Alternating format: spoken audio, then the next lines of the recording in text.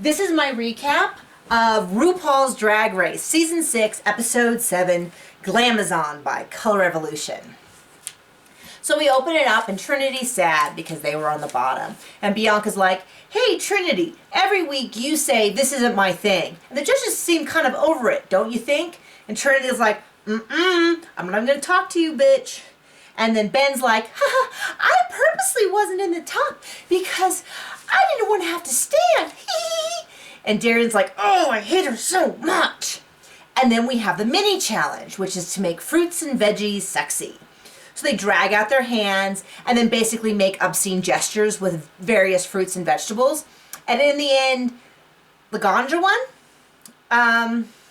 Once again, I'm just going to take their word on it that she was somehow better than anyone else, because I didn't see a very marked difference in anyone's performances.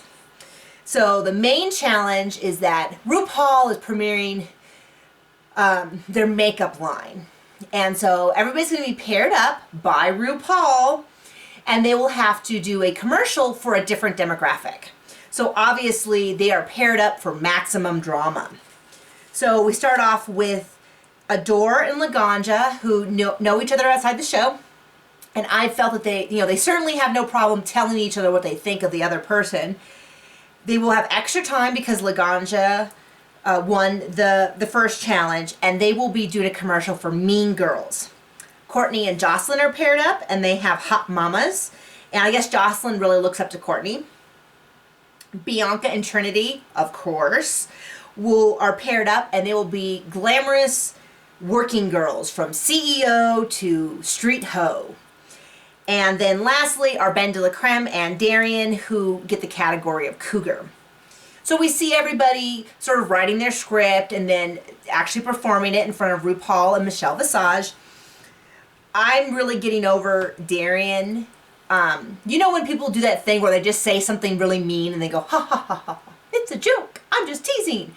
And you're like, that's not a joke. You just want to say that, and then you kind of go ha ha ha at the end. That's what Darian's doing, just kind of basically saying these mean things. And it's kind of even more sad because Ben seems kind of confused as to what's actually happening. So I don't like that. I find Laganja, I say this every week, I find Laganja's mannerisms a little bizarre. And then during the actual shoot, it was like a robot, so it was like the Rachel Zoe thing. And she even mentioned the Rachel Zoe thing, and they're like, don't do that. And then she turned around and did it. So it's like, they want her to be like, oh my gosh, can you believe this? Like that teenage, exasperated talk. And instead she's like, oh my gosh, can you believe this? And you're like, oh, that's really strange. Courtney and Jocelyn were sort of unintentionally funny, but it's always hard to tell when you're looking at performers. Are they like playing the act to get the jokes, or are they really not getting it, or I don't really know. And then Bianca and Trinity did pretty well, but I feel like part of that was really Bianca kind of propping up Trinity, but that could just be that particular editing. The runway, they're in black and white. I don't really have much to say about that, but we do get introduced to Leah Remini, who I didn't really know a lot about. I know that she recently left the Church of Scientology, and I heard rumors that she's going to have a reality show. And I've seen her on King of Queens and stuff. But I didn't have an opinion regarding her as a person. I don't remember the judging, because I thought her and Michelle were so funny, and I thought she was so funny. So I'm a huge fan now. She totally won me over. And on a side note, I always get her and Leanne Rimes, who stole Eddie from Brandy from Real Housewives of Beverly Hills. I always get them confused. So sometimes I'll be like, why are people so angry with her? And then I'll find out that I'm thinking of the wrong one. But that is a whole different story. Anyway, Adore and Laganja win, which Michelle has a problem with. I'm not totally sure why. And on the bottom are Darian and Ben de la Creme, which we kind of had seen coming just through this, this fight. And then they lip sync to a song that I remember roller skating to as a wee child.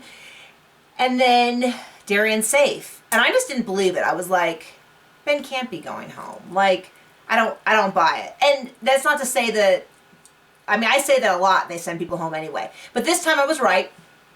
And Ben de la Creme stays. This is just one of those, like, fake outs where they're trying to kind of shake things up. And hopefully what we see is that Ben Le Creme really comes back from this and we get to see more of whoever it is, more authenticity where we see that come through in the performer, who they really are. So there we go. That's the episode. See you guys soon.